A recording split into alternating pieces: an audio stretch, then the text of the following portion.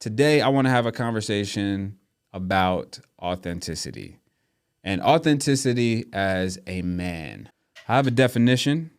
There's a couple definitions for authenticity, but the one that I have is true to one's own personality, spirit, or character. True to one's own personality, spirit, or character.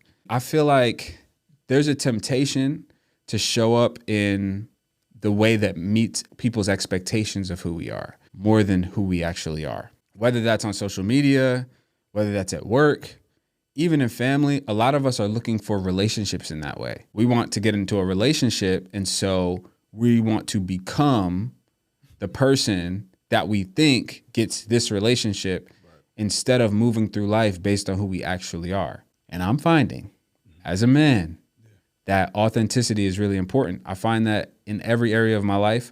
I find it in my relationships. I find it in leadership, even being a pastor. People tell me that they want to listen to me teach because they feel like I'm authentic, which is not something that I initially considered. It's something that I've heard over and over. They want to hear from somebody that they feel like is authentic. What does that stir in your brain? The first thing that makes me think of is, I feel like there's a lot of categories where people are not being authentic. Okay. It's a broad topic, one. Yeah. But I think you're right in the sense that we all struggle with authenticity. Okay. I think social media has made it where we struggle even, like it's kind of amplified our struggle in a lot of areas. Like people are not authentic in relationship, their job, people aren't authentic, just even with their friends and family. Yeah. For different reasons. So what started you on that path of saying, oh, wait, this authenticity is really helpful? I think about it in a few different ways. One of the things is hearing it from people enough. So like I was teaching at a college. You were there with me. I taught a class about preaching. And I gave a lot of content about what I feel like is impactful for people and how to preach in a way that actually moves people. And afterwards, a guy came up to me and he was like, yo, man, that was really good. I feel like you're one of those people that like, you're the same. Like when you preach and when you're not preaching. Like, I feel like you're the same guy. And that just stuck out to me because I would never have thought that that's what he was thinking about. You know what I'm thinking? He's thinking about the content, not whether I talk like this or I'm like this when I'm not teaching. And so enough instances like that and situations like that have taught me, oh, this matters to people. He's not just listening to what I'm saying. He's thinking about whether I actually believe it. He's thinking about like, okay, is this guy just talking or is he actually the type of person that even does what he's talking about? And then when I think about in my own life, man, you can kind of sniff out when somebody's not being authentic, and it really takes a lot of the weight out of what they're saying. So whatever it is that you're listening to, whether it's a sermon in church, whether I'm listening to somebody create content on social media, sometimes I'm scrolling through, I'll see a video pop up, and it just feels so inauthentic that it doesn't resonate with me. It doesn't matter what you're saying. If it doesn't feel like it's actually true to who you are, it doesn't matter if it's true or not. I don't know if that should be the case or it shouldn't. It just is. What you're saying could be true, but if it doesn't seem like it's true to you, or if it's not true to you, then what does it matter? I felt that when I was doing personal training for a while, bro. There's a lot of trainers that don't follow their own advice. There's a lot of trainers that are not in shape. Yeah, I've seen that. It comes off weird. Yeah. How is this what you do and you're not in shape? And what does that communicate? Can you actually help me get to where I'm trying to get to? There's no evidence of that. And so I think when we're trying to lead in any way, authenticity is so important. It's an intangible factor that I don't think a lot of us are considering, because I actually think that many of us feel like we can get away with not being authentic. We feel like we get away with it and we don't. I think you hit the nail on the head. Everyone's subscribing right now to the idea that authenticity is second. Word. Like first is faking it. Yeah. And then if everything catches up to it, then I'll say I was always this way. Facts. You know? Yeah. But like you said, even when it comes to relationship, when it comes to business, even in leadership, I think back to jobs I've had and people have just kind of gone through the motions. They've taken on roles that they were not qualified for, or they'd never done before, and they just kind of faked it, you know, till they made it. Absolutely. You know? Because that's always kind of a tension that we're always navigating is, how do I put off this draw to not be authentic? Like, how do I resist? Because everybody seems to do it. Yeah. You know, we saw it in Miami where everybody was riding around in Lamborghinis that they were renting. Even in business, we've seen a lot of people, they put on suit and tie. Yeah. And they may not have a job, you know. Facts. And that's how they've navigated the business world. How do you say, no, I'm not going to get in the water with everybody else? Maybe I'm not the CEO. Maybe I'm just a really great employee. Wow. Yeah. Man, I think that's where it really comes actually back to having a relationship with God. Because if you don't have a relationship with God, then you have no instruction that transcends your own perspective. What I mean by that is when you're following God, you are discovering who he's created you to be. And his perspective is greater than your own. And so there's a trust that you can have in him to say, even if I don't fully understand this, or if I don't fully feel like this is the best way to get me where I want to be, I'm going to trust you. The opposite of that is I'm going to take things into my own hands and I'm just going to do whatever I have to do to get to where I want to be. I feel like that's the recipe to not be authentic, because you are trying to create something for yourself, or you're trying to create yourself. You become a version of yourself that is not true to how you were designed. It's like a car that was designed to drive, and it is now something that somebody lives in. It wasn't designed for that. It can become that. It's not the best way for it to function. And yet that's what many of us are doing with our lives. We're saying, all right, I have this vehicle I've been given that I kind of have autonomy over. What am I going to do with it? Instead of consulting the manufacturer, we're just deciding what we want to do with it. And so if it's cold outside and we don't have anywhere else to stay, it's like, all right, man, this is going to be a shelter. But if it was always meant to drive, then we're never going to experience the fullness of what it was designed to do if we don't consult with who designed it.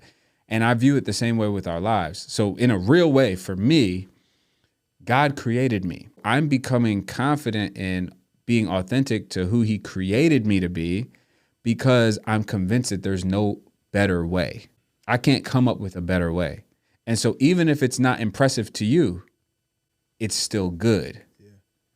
And it's pleasing to him, because he created me for his own joy. Like, he finds joy in watching me become who he created me to be. There's a peace that I have in that, in my relationship with God. And I can see the beauty in who he's creating me to be. So even if my exterior doesn't look impressive to people, I can still be at peace and content with where I am, and see the beauty in who I am and where I am when I take my focus off of what people think and expect. The other thing is, you go through life long enough and you realize people's expectations and perceptions of you don't really mean anything. Even if people are impressed by you, if you're not at peace with who you are, what good is it? And so I'd rather be at peace with who I am and other people be not impressed than have people be impressed and I'm not at peace with who I am. I think we see that a lot in the celebrity world, because in the entertainment industry, your persona is curated in a way that should impress people. And so you become an artist and it's like, hey, you need to do this, change this, change this, change this. This is what people like, regardless of how you feel about it. And regardless of what you might struggle with internally as a result of it, this is what people like. But does that actually make you happy? It can't make you happy. There's a temporary high that comes from attention. I think there's temporary fulfillment that comes from money and all these things. But when you attain those things by deviating from who you truly are, it's a recipe for not being at peace. And so for me, I feel like the only way to truly have peace is to be true to who you are and go on a journey of self-discovery with God, rather than trying to just come up with ideas for your life and come up with plans for your life that might work out, they might not. So that's what we see a lot of times is somebody, they can spend 50 years of their life building a life that they are not happy with at the end of the day. And that's where I feel like we're rolling the dice. When I'm following God's plan, he factored in my fulfillment. He factored in peace. He factored in joy. It seems like a much safer bet to say, I'm just going to go on this journey of discovering who God has created me to be and seeking to make him happy, rather than trying to make people happy, because they might hate me today, might love me tomorrow. That's just how people are. And I feel like I'm going to be at peace if I am becoming who I was always created to be. It's like I'm just moving closer and closer and closer into this. It's like destiny. You know what I mean? As opposed to what we a lot of times call destiny is just an idea in our head that's not even true. I think you got into some real deep pieces here. Okay. And I don't want to glance over it, because I think what you're talking about, like peace, being one of the things that came along with being authentic. No one talks about the negative aspects of not being authentic. Yeah. They highlight like the positives. Someone goes into the music industry, the picture is it's glamorous, right? Yeah.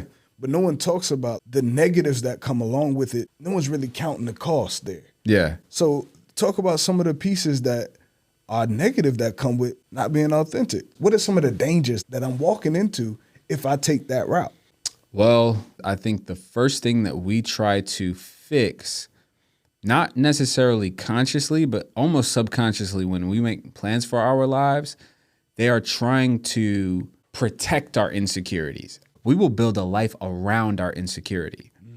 For instance, if you have an insecurity about looking a certain way financially, you can build a life that is just trying to protect that insecurity and call it one thing. You may say, man, I'm passionate about business. I'm passionate about generational wealth and all this stuff that everybody says. But if you're actually building it because you are insecure, then what you are building is not true to who you actually are.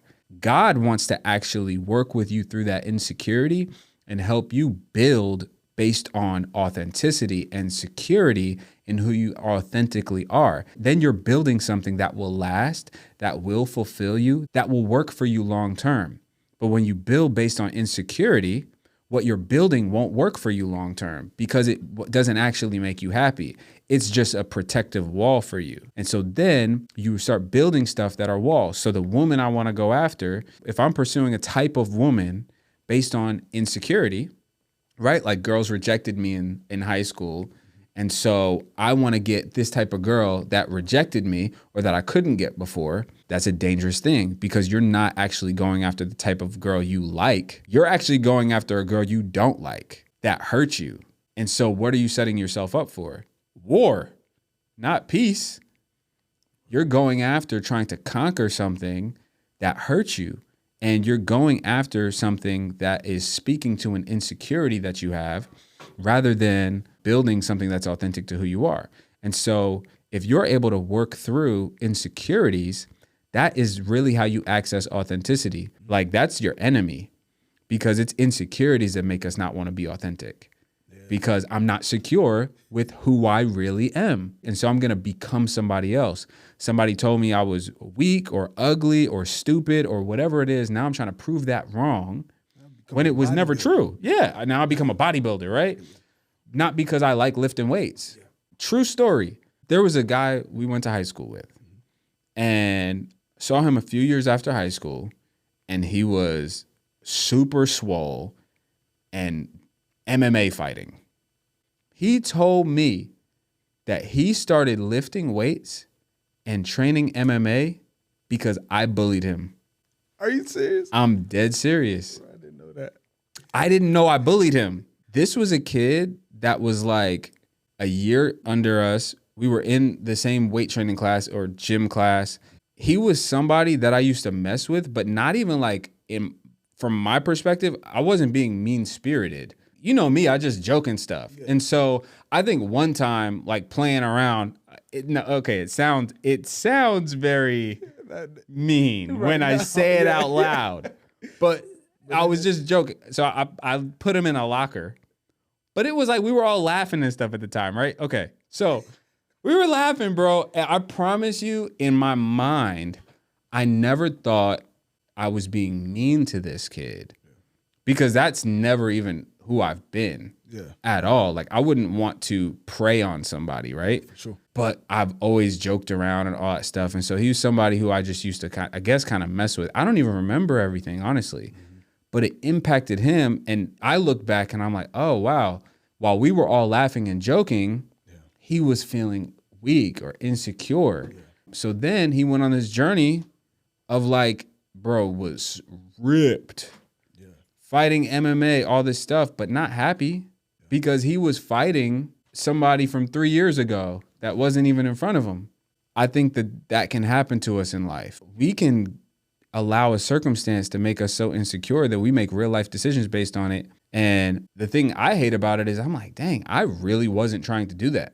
I would have never even known. And he may have been totally gifted in a totally different area, but that insecurity overwhelmed him.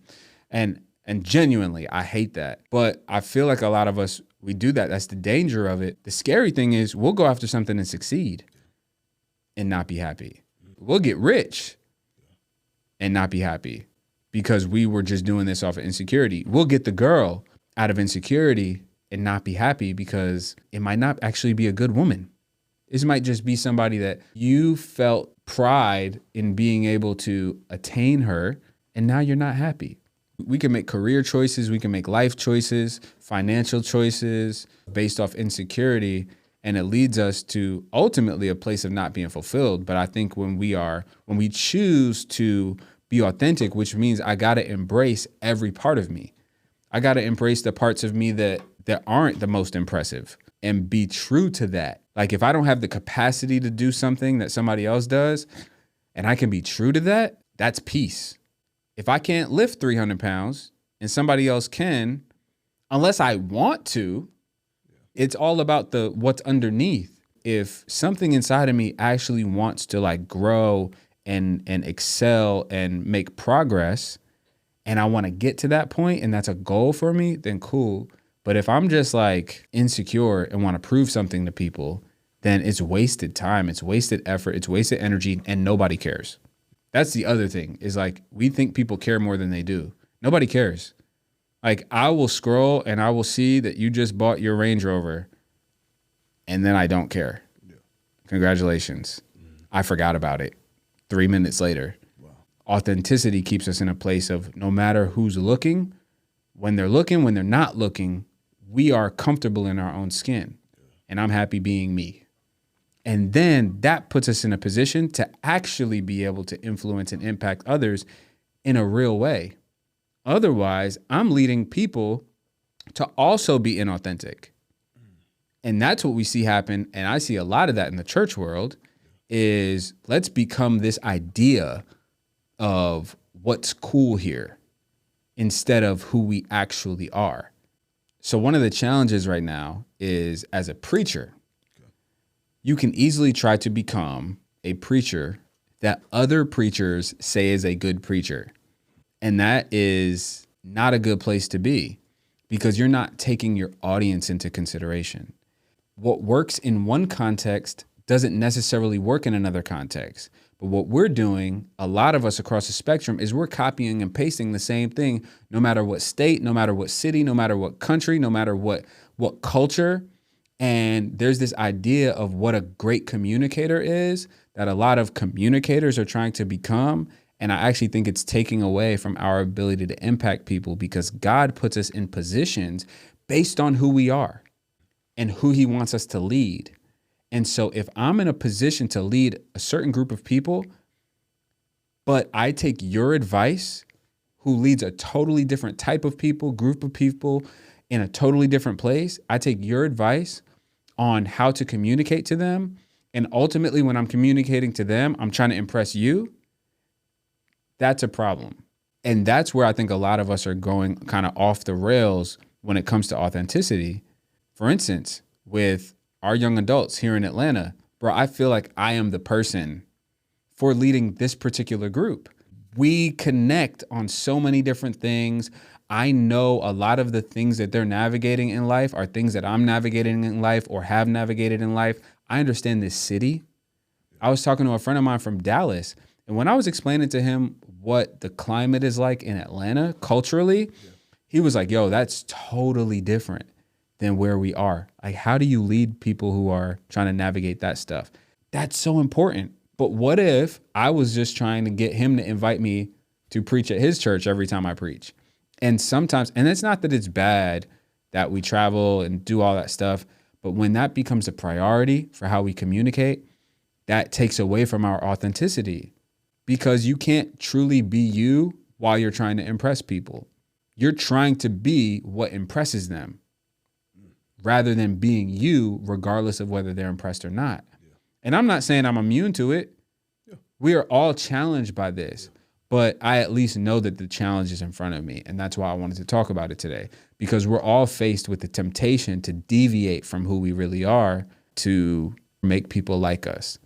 But I feel like the process that I've gone through over the past few years has really shown me the power of staying true to who I am, especially as I see the results of it. It's the way that I have the best impact on my family. Like, my wife needs to be led by who I really am. My son, bro, he needs to be led by who I really am. He needs to be fathered by who I really am. Otherwise, man, I'm going to sow the wrong seeds into his life. So, yeah, bro. My question to you, because you said there's a lot of times where you are challenged with this. Mm-hmm. How are you staying the course? Because you're in a lot of different arenas where I think most people would change every time to suit the climate. Yeah. So it's crazy how God has set my life up to be in all these different environments and around all these different types of people, from artists to business people to people who do all kinds of jobs, right? Especially when you're in the church, you're around all types of people. And then outside of the church, based on what you do, hobbies and stuff, being at MMA gyms for me is like, you're around, that's a different type of person typically who's doing MMA or boxing. But then I'm also around people who are doing really well for themselves business-wise and all this stuff. And so I'll just give an example, like, okay, at an MMA gym, how do you want to come off? Naturally, you're going to want to come off like a tough guy. Around business people, you want to come off like a smart guy. You don't want to come off like the smart business guy in the MMA gym. And you don't want to come off like a knucklehead in the business world. Or you may be tempted to not come off as either of those in the church world. You might want to come off like the perfect Christian, whatever it is. I've found that God has made me how he's made me for a reason. And the only way that I'm able to positively impact people in a way that points to him is by sticking to that. And I feel like having Jesus genuinely puts me in a position of power in the best way, because I feel like I have something to offer every person that I come in contact with. Whether you're impressed by me or not, I have the best thing on the planet that you could be offered, which is a relationship with Jesus. And I don't say that lightly. I don't say that because it's good Christianese. I mean that genuinely. I mean, whether you think I'm a tough guy or not, like, I go home and I actually have a healthy life. Whether you think I'm the smartest guy in the room or not, I go home and I have a healthy life. Whether you think I'm the perfect Christian or not, I go home and I have a healthy life and I have a real relationship with God, and it's impacting every area of my life. It's why I have a healthy marriage, because of Jesus. It's why I am healthy mentally, because of Jesus. It's why I'm actually at peace. It's why I'm able to flourish in the things that I'm doing, because of Jesus. I'm only doing the things that I'm doing because of Jesus. And this is where I flourish. Outside of him, I would have chosen a different path in life, and I probably would not be flourishing there. I might be succeeding in some ways there, but I wouldn't be flourishing there. I'm thriving as a person, not because I have everything in the world possession-wise, but because I have everything that I need. And I genuinely believe that. And I genuinely believe that he's created me in this unique, particular way for his purposes. And if I deviate from that, I take away from my ability to actually glorify him. I take away from my ability to actually impact people. Because if I don't show up as who I really am, I'm shortchanging people. That's how I feel. Yeah. So I'm giving you a facade that won't help you. It'll help me feel better around you instead of actually help you. Question. A lot of people have subscribed to an unauthentic life. Yeah. They hear this, they tap in, and they're like, okay, this guy's raised a couple really great points. I am missing some happiness. I am missing some joy. I am missing peace. Yeah. But I've built my life on this unauthentic program. I've pursued the career. I've taken this life path, and now I've kind of come to a crossroads. How do I make that shift? Everyone around me knows me for who I've portrayed myself to be. Yeah. How do I make the shift to be the person that I really am? Yeah. Man, that's a great question. Most of us are in the situations that we're in because it's the only way we know how to go. And so if you try to change directions on your own, you're going to end up back here because this is the only way you know how to go. Wow, that's good. Without a change of instructions, without a change of direction, you are not going to change the way that you're going. You may want to, but for instance, you may want to get in shape. But if you just go based on your natural inclinations, you're going to end up right where you are, no matter what you want. You need a change of instruction. You need a change of direction. You need what is actually required to get to where you want to go. And you may not be able to find that in and of yourself. This is why we hire trainers and instructors for all this other stuff in life, right? If I want to learn how to fly a plane, I don't just get in it.